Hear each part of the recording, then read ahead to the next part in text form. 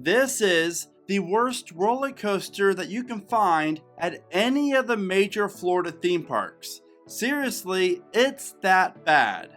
And now, Universal is making a very interesting change to the ride, which has many of us wondering, could it get removed soon? And if so, what type of coaster could replace it? And best of all, I will share with you one thing that Universal can do to fix Rip Ride Rockit's roughness, and you do not want to miss that. Standing at a height of 167 feet, Hollywood Rip Ride Rockit is the tallest roller coaster at Universal Orlando, making it the second tallest coaster in all of Orlando. But do not let the height fool you, because this 3,800 foot long roller coaster has been giving riders headaches now since it first opened in 2009. While Rip Ride Rockit is still popular among park guests, sort of, and always seems to have a line, don't let that fool you, because this coaster offers not that great of capacity and it suffers from a lot of downtime. Now don't get me wrong, the ride itself is a fun experience, sort of, and I really do appreciate the layout interacting with the rest of Universal Studios Florida and City Walk. Seriously, visually, while you're riding Rip Ride Rockit, you're going to be impressed. But standing on the midway and seeing the coaster from within Universal Studios Florida, you really do feel like it's out of place and kinda ugly looking with all the supports and whatnot.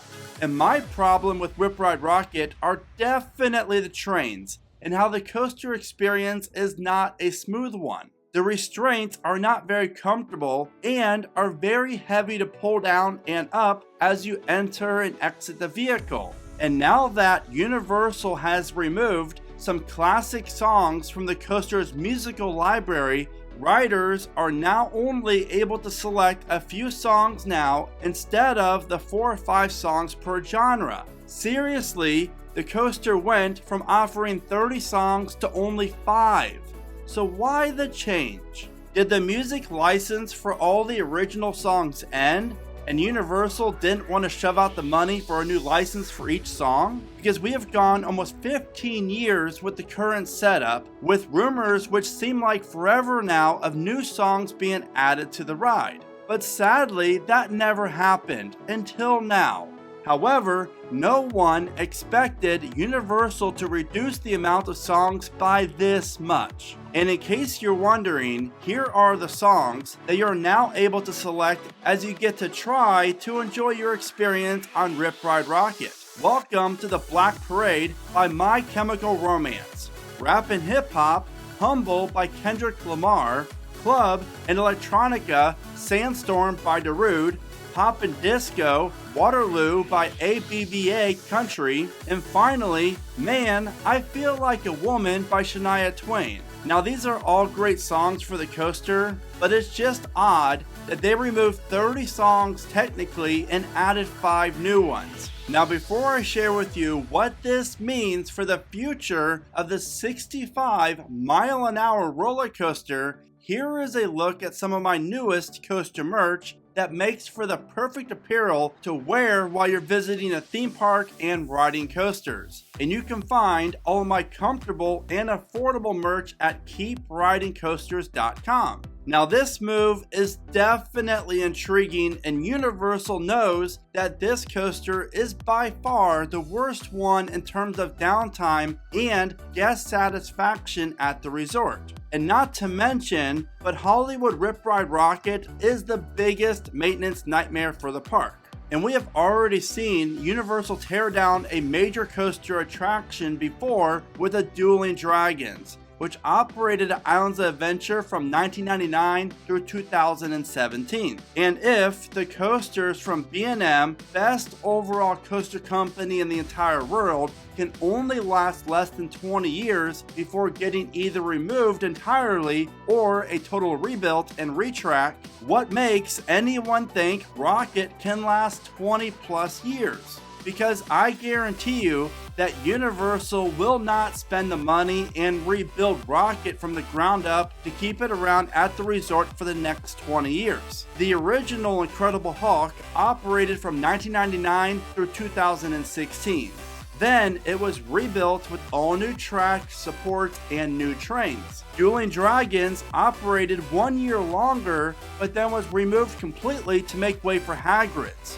And we cannot forget that Revenge of the Mummy, Universal Studios Florida's indoor coaster, just went down for 9 months or so for the park to replace some track for the indoor coaster. Another thing to remember is that these roller coasters run every single day for a good 11 months out of the year, if not more.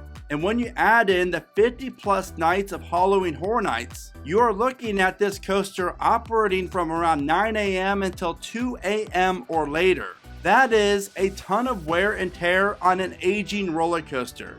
There are so many issues that Hollywood Rip Ride Rockit has, but the main ones would have to be the vertical lift hill, which has been an issue from the start, and then the 3 block break sections throughout the coaster's layout, and the moving station. On top of that, the trains. They light up at night, which is really cool, but it is another thing to address maintenance-wise. Then, you have the whole onboard audio and the touchscreens. Rip Ride Rockit was such a cool concept when it first opened, but all cool things have to come to a sad end, and I predict that Rip Ride Rockit days are numbered, and I do not see this attraction being around by 2030. And that, in my opinion, is the best way Universal Studios can fix Rip Ride Rockit's roughness, is just by removing the ride altogether.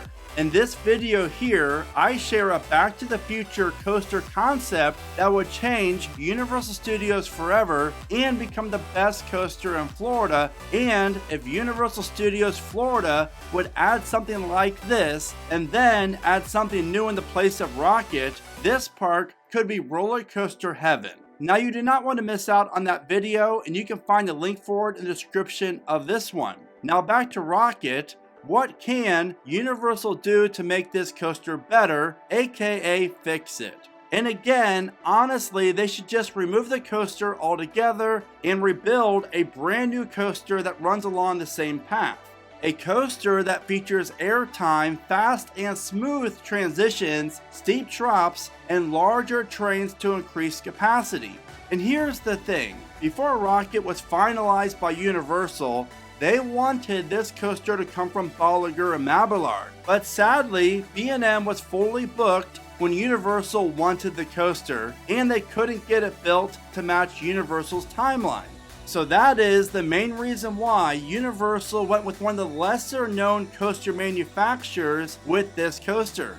Now just imagine if Rip Ride Rockit was a B&M hypercoaster winding through the streets of Universal Studios Florida. Now talk about an amazing looking coaster that would be smooth and very re-rideable. But the biggest question is, will Universal tear down Rip Ride Rockit and build a brand new B&M hypercoaster for the park? And I honestly think there's a very good chance of this happening based on a few things. Number one, hypercoasters are still the most popular coaster type out there.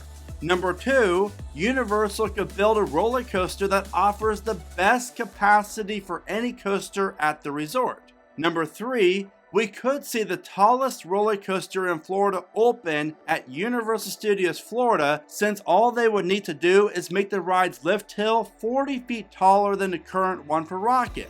Now we know that Universal is not afraid to spend the money, and a hypercoaster without any major theming would cost around $30 to $45 million, I would guess, in this area, which is cheap for a coaster for Universal. It's going to be very interesting to see what Universal has planned with the strong rumors about something coming to Islands of Adventure, where Poseidon's was once located, and of course the amazing looking Epic Universe. I have said this in past videos, but I predict that Universal Studios Florida will be getting more investments over the next 3 to 5 years to really make this park be on the same tier as Epic Universe and Islands of Adventure. So what do you think about the music soundtrack getting reduced for Hollywood Rip Ride Rockit? And do you think the end is near for this roller coaster? And what type of coaster would you like to see replace it? Be sure to let me know in the comments, and as always, thank you so much for watching.